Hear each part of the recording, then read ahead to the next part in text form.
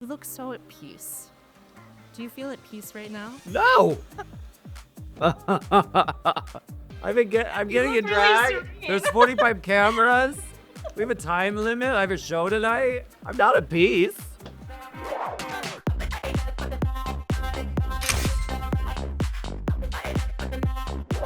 Hey everyone, it's Dylan from Playbill. I'm a writer on our editorial staff and a makeup enthusiast, so I am so thrilled to have a queen of all queens and the co-creator and star of Drag the Musical, Alaska, in the studio with me today. Hi. Hi. A Playbill at Playbill. It's so meta. Yeah? What did it feel like when you saw this for the first time? Oh, it's major. I mean, it's major. It's fierce. It feels like such an honor, and it's so like, I don't know, it's so fierce. Are we doing our makeup? Yeah, we're gonna do our makeup. I'm very fast at makeup. Oh, okay. Are you? Yeah, I can be. I'm like literally like a super speed monster when it comes to makeup because the girls in the dressing room are like, like for hours. For hours, right? And I'm like, no, just put it on. What is your typical makeup atmosphere? Do you have a playlist going? Do you have a podcast going? Are you just kicking? At the musical, we are ka. But usually someone's playing music on their phone and we're just kikiing and talking. And that's a great part of it. What is the music playing in the dressing room right now? We love Britney Spears. So, Her birthday was recently. We do things like in honor of, like RuPaul's birthday, we played RuPaul music. You know tweezers, do you? I do. This is my time of the month where my eyebrows get out of control. The elephant in the room is that I'm not blocking my brows. Wow. Do you think that makes me a coward? No. Just shave them off. Would you go full brow off? Have you before? I have in the past, and it was so much fun. Yeah. But like now I'm really protective over my time out of drag. And now that I have eyebrows, I like love that. And I'm like protective over that. Like even plucking a few out, I'm like, I've earned these. I grew them back, you know? Could you let us know why drag?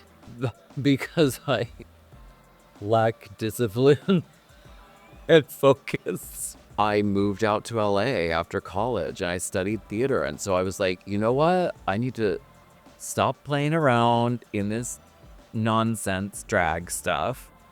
And I need to get serious and I need to figure out how to be an actor. Have you always been a musical theater fan? Not really, but I love doing theater. So I like the sort of rock and roll musicals. Like I loved Hair and I loved Godspell and I loved Rocky Horror and like that kind of thing. But I moved out to LA and I was like, I'm going to be a serious actor now. And then I realized how much work that is. It's so hard to be a serious actor. And you have to like really face rejection and you have to like cut your hair and look normal. I couldn't do that. I had just moved to LA. I was in my early 20s. I was like, I don't want to do that. I don't want to take my piercings out. So I did drag for fun. And I ended up like getting a job doing drag. Maybe there's something to this. So I just kept doing. There's always discourse on drag. Now, especially, there's discourse on drag, sort of like what it is and what it isn't. What is it? What are your thoughts on the phrase all drag is valid? Yeah, that's fair. Of course it is. I mean, I think there are people who attempt to categorize or create rules about drag. I mean, I've been one of them. I have a song that's literally, if you're not wearing nails, you're not doing drag. Now available on iTunes. Which I don't fully agree with.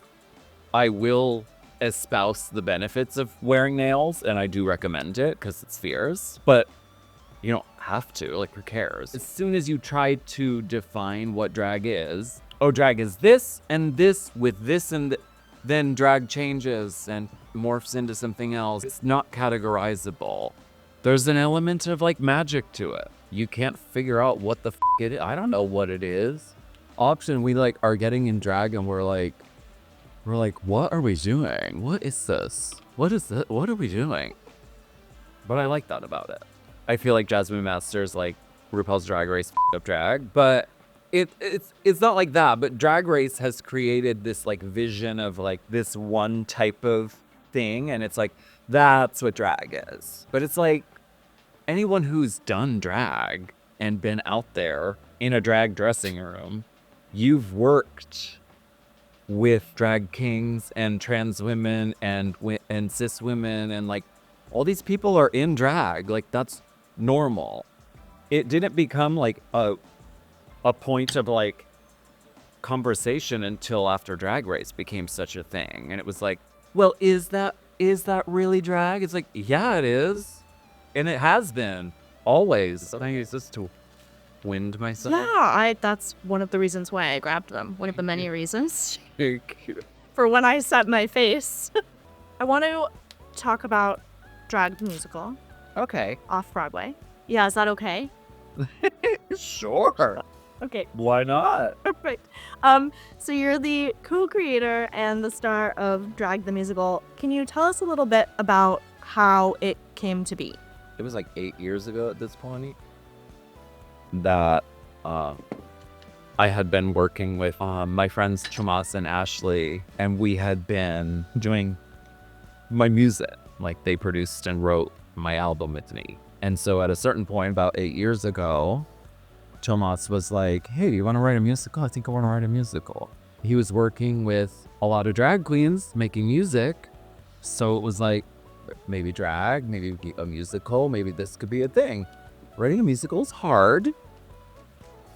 I thought it was going to be like, sure. It takes a long time. It's like doing math. And it has evolved for like over the course of this 8 years. Is this the one? Let's try this one. These are all new brushes, so I'm like, is this right? I don't know. Can you talk to me about some of the icons who are little Easter eggs in the set?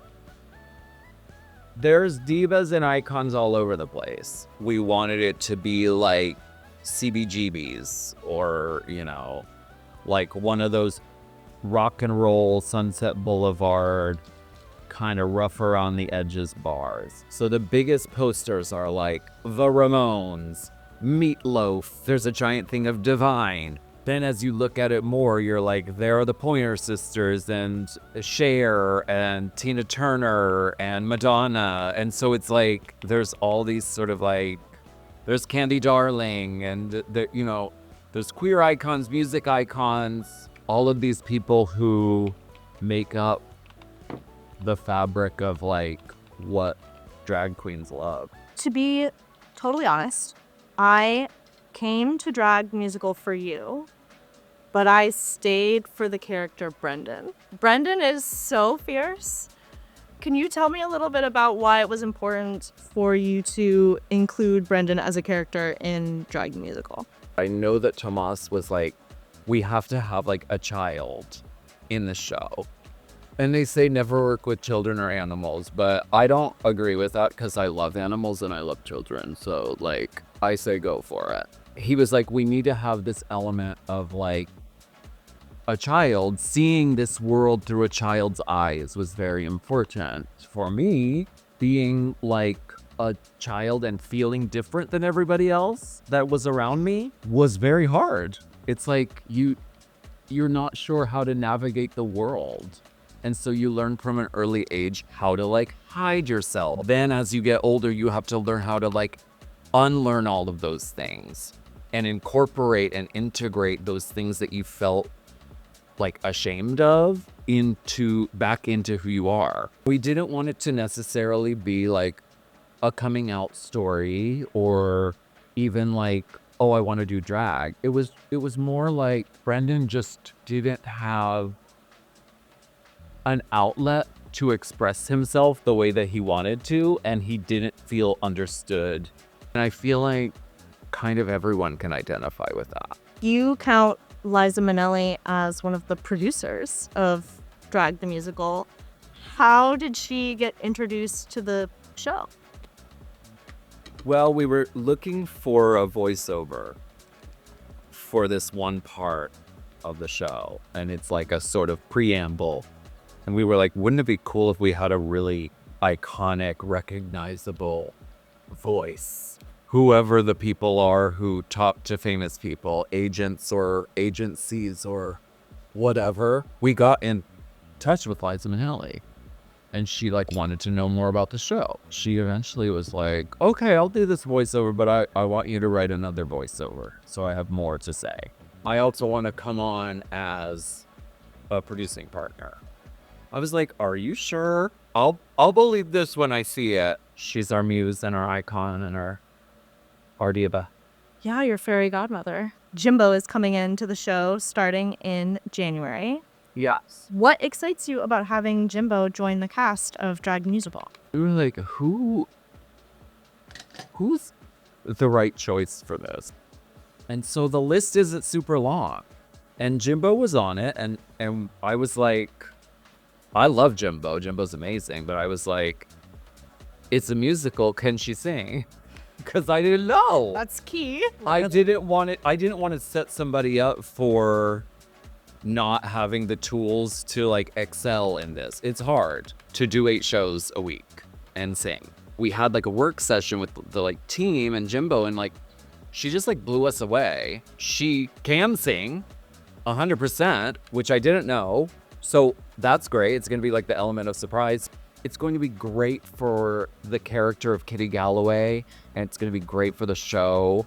And it's also not going to just be like trying to be me. She's very much her own thing. And that's what I'm excited about, is like seeing Kitty Galloway as Jimbo is like very exciting to me. What have been some of the most rewarding parts of performing in an off-Broadway show?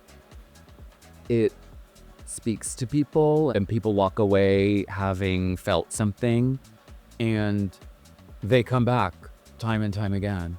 We have people who've seen the show a dozen times. Wow. 20 times. Wow. And so having people who are that like invested in it and who just like get it and it speaks to them, that's amazing. Like, I'm very proud of that. What can you really tell about your audience base from the stage? It's kind of like family oriented. Like, people from all different ages come, and people come with their family. Wow. Like, moms and daughters is a very common thing. It looks like it's about drag queens being to each other, which it is, but it's really about family. And it's about whether your family is your drag queen sisters who you see every day, or whether it's your brother who you haven't talked to for years and you don't really get along. So like, there's a lot of like family elements in there. Were you involved in the casting of Drag the Musical? Yes. I mean, when it first was starting out, it's so hard to talk and do this at the same time. And I can't talk and do eyeliner at the same time. No, it's impossible. It's impossible, so I purposely was like, well, I can't pick a look that has eyeliner involved in it, or we're just gonna sit in silence. Right. This is a broken black eyeshadow, so just be careful. That's all I can say. I'll stay And I'm saying that to myself as well, because I find it on my hands and my face, and it just gets everywhere. But it's the best black eyeshadow. Also, like, when people come a bunch of times to the show, like 5 or more, we like to give them a punch card. What's the gift, or what gifts have you given people so far? Well, we had these hats printed, and they had a spelling error on them. So they said, "Drag the Musical of Broadway." And so we were like, well, we can't give these out, and we can't, they were going to be like a cast gift. So it was like, okay, well, what are we going to do with these? And so now, of course, once the cast found out about them, they were like, I need that. I have to have it, the misspelled thing. So then with the extras, we've been like giving them to very special VIPs. So that's like the misspell. Your season of Drag Race was my introduction to drag. My 19-year-old self would be totally losing it right now to be doing makeup with you. So thank you again. What is it like to have people say that to you to have to be people's introduction to drag? I don't know. That's so weird. It's such a like trope. I do feel like drag is a calling. I do feel called to it. I do feel like a destiny sort of thing. On some level, it like makes sense because I love drag and I love that people are learning more about it now than ever before. I think that's a really good thing and a cool thing. MTV is gonna release the 17th season of Drag Race this January. Yes. Isn't that wild? 17 seasons. Did you ever think that that would be the case? May it run for 100 years. Actually more. I don't want it to stop the 100. Are there queens coming up on this season who you're excited to see take the Drag Race stage? Well, yes. Lana Geray is Lux Noir London's daughter, and I sit next to each other in the dressing room. So that's like, so I'm really excited to see how she does. I feel like I have like a person in the race, you know? Betty Davis or Joan Crawford? All my life I've always been like, I want to be a Betty Davis so bad. And as I've gotten older, I'm like, I'm a f***ing Joan Crawford. She's so like having to be in control of everything. Whereas Betty Davis was just like, I am who I am and f*** off if you don't like it. Like, I wish so much all day, every day I could be that. And I just am not. That's your inner saboteur. it is. I am my own inner saboteur. I'm looking at her in this playbill mirror. Looking your inner saboteur right in the eye. Right. Yeah. RuPaul talks about this a lot on Drag Race, and people make fun of her about it, but it's true. That sort of voice for that instinct is always going to remain there. You just have to become aware of it and identify it and say, all right, I'm not going to go down the path of like acting all of that out like I have done 1,000 times before. It's good to be able to identify it. I like the use of the non-broken shadow, but the keeping of the broken shadow. Where am I supposed to take it? Where does it go? How do you get rid of that? You just like... Look, it's infected all of the white eyeshadows. It's on my face. What happened? A rhinestone ricocheted off my tweezers Oh my God. into the void.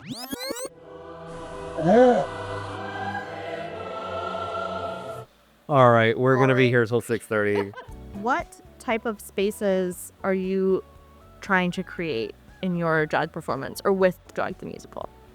It's always important to have places where people feel safe and people feel like they can really be their authentic selves.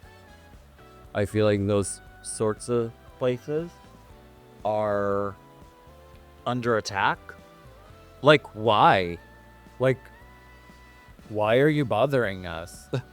It's so weird to me. Like, I'm not out here like trying to bother anybody by just like existing.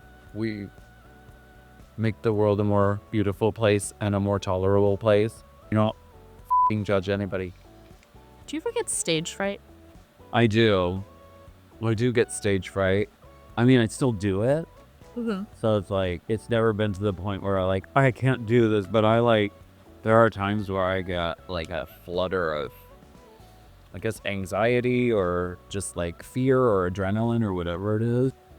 I like to tell people who are like getting into performing, it's like that feeling is actually your friend. Like, because once you get out on stage, You need that sort of adrenaline and fear to keep you going and keep you on your toes and like to be able to react and respond to anything that gets thrown at you. Not drinking on stage was a huge turning point in my, young life. We had always done drag and we were like drinking beers and doing shots and, Once I stopped doing that and I was like doing drag and being on stage and not being clouded in any way, I was like, this is like way more fun and way better.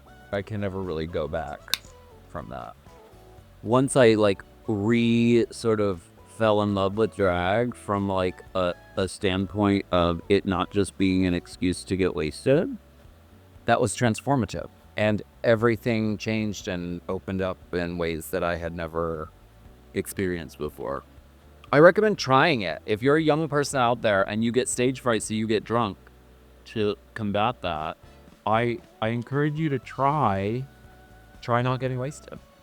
Let's take a look at my clothes and wig. Okay, we're gonna finish up. Alaska's gonna get in drag, get completely coiffed and snatched, and we'll be right back with the final look. This is the finished look. Yes, you look great. What do you think of my makeup? It's amazing. It's not terrible. Sorry. Oh, Can't say the title of the song because it's not true. I was hoping you would, because then I would say, do you love me anyway? Yes, I do. Yes, I certainly do. Girls and gays, you can see Alaska in Drag the Musical Off-Broadway until January 12th. Alaska, we have a tradition here at Playbill. We have noteworthy icons, divas, and stars sign their Playbill for us. Oh my god, amazing. Could you I give brought a my full- own marker Oh, okay.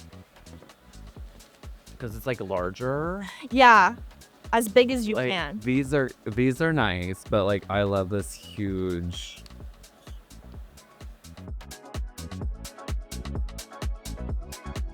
Thank you, Alaska, for getting ready with me.